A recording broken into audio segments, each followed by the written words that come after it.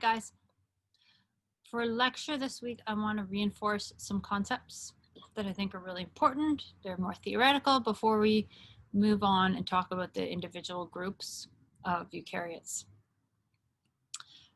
And because of that, there is no quiz this week because the readings were the same. The material's not exactly new. I just want to reinforce some concepts that I think are really important, such as what evidence exists that primary endosymbiosis even happened. Probably more important, what evidence exists that secondary endosymbiosis happened. And this helped inform knowledge of primary endosymbiosis too. And this is the topic of your reading this week. Finally, I want you guys to be familiar with how these different types of endosymbiosis differ and how you can tell them apart. Okay. So you're probably familiar with this figure by now. And it's kind of organized in a strange way, right? You've got primary on top with 3 groups. Then you've got this gray section below with secondary, and there's some groups in there. And then there's multiple arrows with tertiary. It's kind of confusing. And it's even confusing for me, having looked at it for 2 years now. Hope by the end of today's lecture, it makes more sense to you.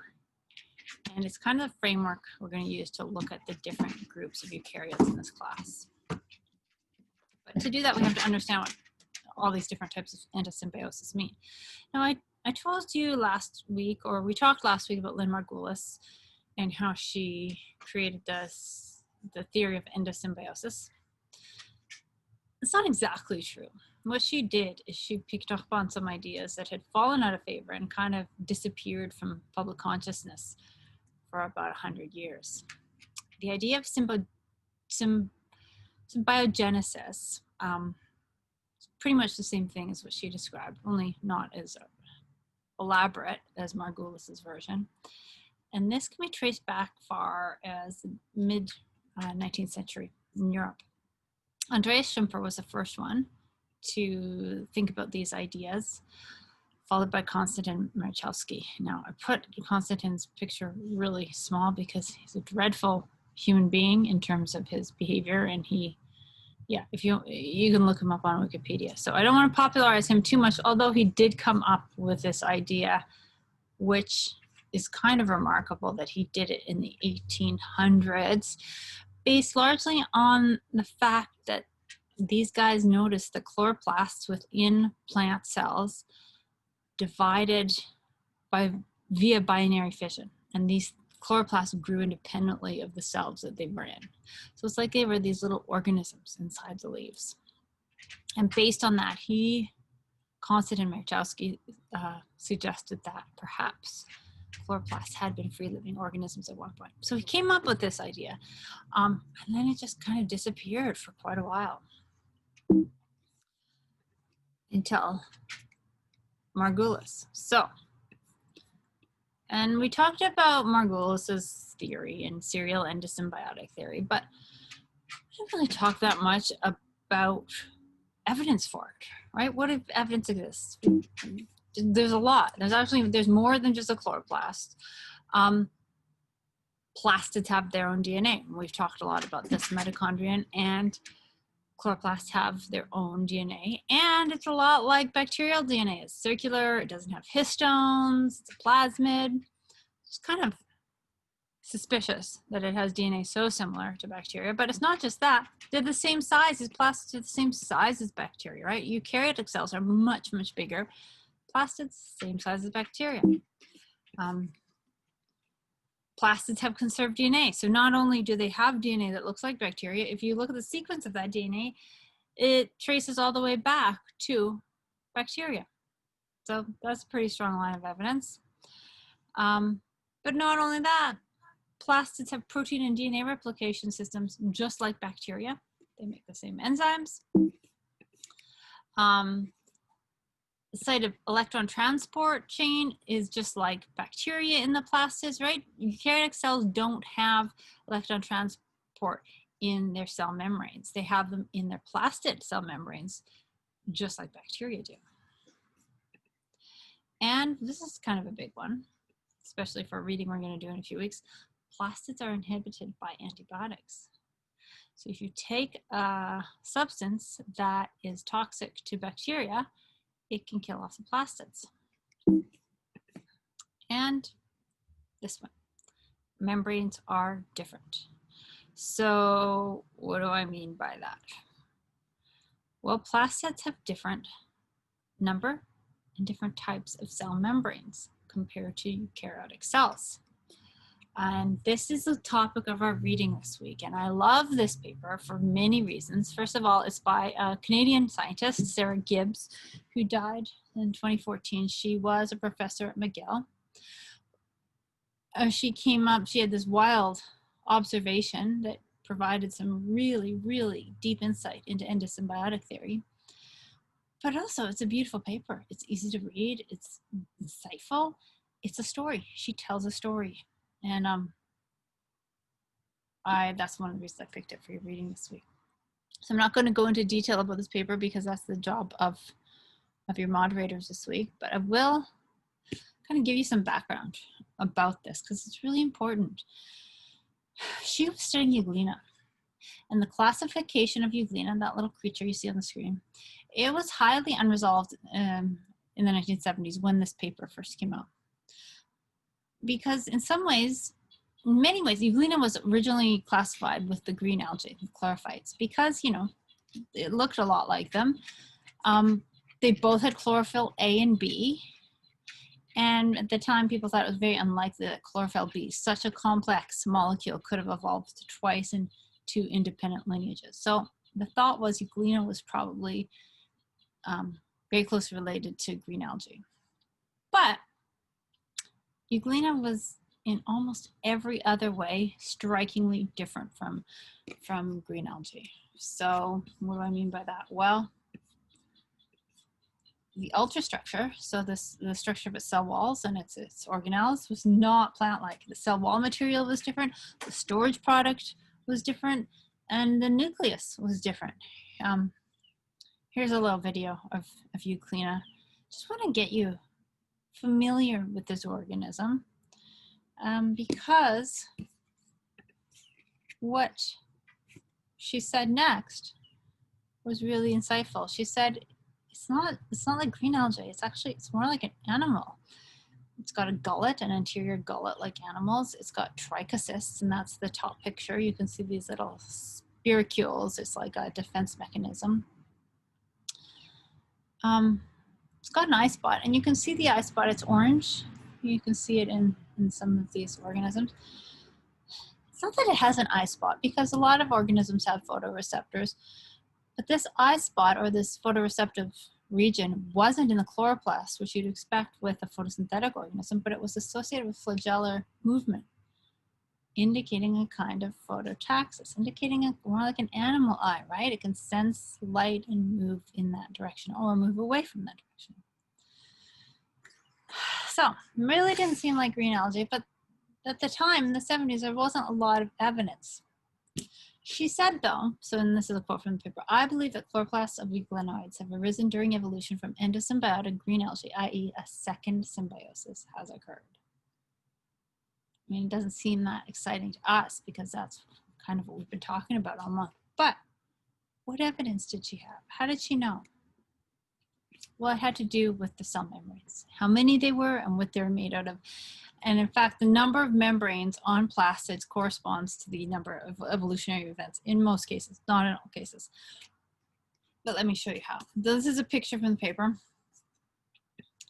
And you can see chloroplasts of Euglena are surrounded by membranes, none of which are derived from the endoplasmic reticulum. Because you'd think, okay, sure, plastid has multiple membranes. It's probably just layers of the host cell membrane system. But these weren't derived from the endoplasmic reticulum. There are two membranes associated with the chloroplast. And you use your imagination, you can see them right here, 1, 2, and then there were 2 associated with something else. The question is, what were the other chloroplast membranes? She did this all with microscopy, so it's just amazing to me. Well, what she was describing with those electron micrographs was how membranes are incorporated around the plastids during the event of endosymbiosis. In a primary endosymbiosis, and this is this kind of event that gave rise to the chlorophytes, the glaucophytes, the rhodophytes, and plants, bryophytes and plants. They all have plastids derived from this original event. So what happens, if you look up here, you've got this original ancestral cyanobacterium that went on to become the chloroplast, and it's got a peptidoglycan wall, and it's got a double membrane system. It's gram-negative bacterium. It gets engulfed by this phagocytotic primitive primordial heterotroph billions of years ago, and ends up as an organelle inside that host. But let's take a closer look at the number of cell wall layers. So there'd be cyanobacterium membrane, and maybe the phagocytotic membrane from the host. In fact, people think, for reasons that we won't go into, that the double membrane of the chloroplast in primary endosymbiotic events isn't one from the bacteria and one from the host. It is one, both of them represent the inner and outer membrane of the original bacterial cell. And the host of phagosome, the membrane that incorporated that, dissolved over time. So in this case, both of the membranes of the chloroplast are derived from the original membranes of that early organism. Okay, so what about secondary? Secondary endosymbiosis, its descendants are the euglenoids, as described by Gibbs, dinoflagellates, and some Straminopolis. So if we take the organism that we described in the last slide, right? This chloroplast has two membranes inside of this cell, a primary plastid, and it gets eaten by a heterotroph. Then suddenly we now have this organism that has four membranes, right? It's got the original membrane system from the bacterium. Then it's got two more. It's got, sorry, Truffles is really excited. She's playing with her worm. It's got a periplastid membrane, and that represents the membrane of, right? And then it's got the epiplastid membrane, which is the membrane phagosome of the new host, right? So suddenly we went from two membranes to four membranes. Now, in fact, not all four membranes are going to survive. One of the two new membranes is going to break down, and you're going to be left with three membranes. Or not. Sometimes you find organisms with four membranes, but those are more likely the effect or the consequence of tertiary endosymbiosis, when that secondary little guy that we saw in the last slide is eaten by a different heterotrophic organism. So here is a plastid that you might find in a tertiary or an organism derived from tertiary endosymbiosis. You've got the double layer in the chloroplast. Then you have got the periplastid membrane, and this is from the secondary. This is from the organism that gave rise to secondary endosymbiosis. And you've even got the nucleomorph, right? This is the broken down nucleus from that organism. And then you've got this epiplastid membrane from the third organism. It's exhausting, I know. It's kind of complicated, especially since some of them can break down. And so while you can count the number of membranes, you can't always tell for sure if it's secondary or tertiary, right? Because in secondary, you originally have four and shrink to two, and in tertiary, you have four. At this point, I wouldn't ask you to tell me the difference. It's beyond the scope of this class. But just so you know, two membranes is associated with primary, three is associated with secondary, and four is associated with tertiary endosymbiotic events. Who has tertiary? Oh, I thought you might like to know this. Dinoflagellates. I keep on talking about them without telling you anything about them, but maybe some other organisms too. It's not resolved. Like I said, it's not 100% resolved? It's hard to tell sometimes. But I keep on talking about dinoflagellates because they're so beautiful and I love them. They're just like magical creatures. I love them so much. That's a picture of a beach at night with the bioluminescence of those little dinoflagellates. Hope you've seen them, or if you haven't, someday you will. Okay, so here we are back at this figure. I hope it's starting to make more sense to you why these organisms are arranged in this kind of messy way. Evolution, early evolutionary events are messy. They're messy, they're hard to trace. We take whatever lines of evidence we can get, but sometimes they're kind of cryptic. This is the way the world looks now, as far as I can tell, in terms of the evolution of the extant groups of eukaryotes, but it might not last. We might get new information, or we might reinterpret old information. But for the purposes of this class, this is kind of how we're going to see it. Okay, so what questions could I ask you on your exam? Well, evidence exists for primary endosymbiosis. That's pretty easy. What about for secondary and tertiary? And which extant groups result from primary, secondary, and tertiary endosymbiotic events? Can't answer that one yet very well, but that's going to be the point of the next 2 months. We're going to go through the groups one by one, and I'll tell you more about them so you actually know what these organisms are like, now that we have a good basis of what endosymbiosis means. All right, that's it for now.